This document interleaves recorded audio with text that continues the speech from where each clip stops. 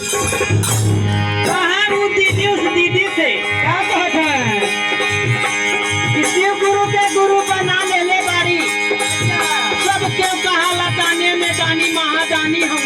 अच्छा लेकिन अपने खुदे छपर पलानी में रहे हैं। अच्छा धूप बरसेला, अच्छा पानी बरसेला, अच्छा अजाड़ा का कहर बरसेला, अच्छा तब वो पहाड़ी पे रहे ना। अच्छा कैसे माँ है पार्वती भैया? बड़ा खिसियानी। कैसे?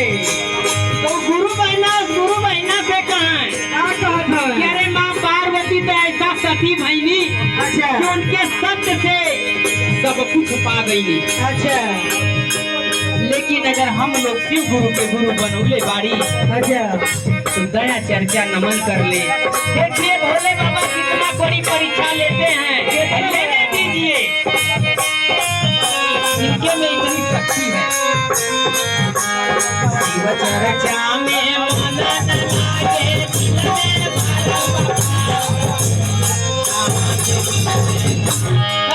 गुरु का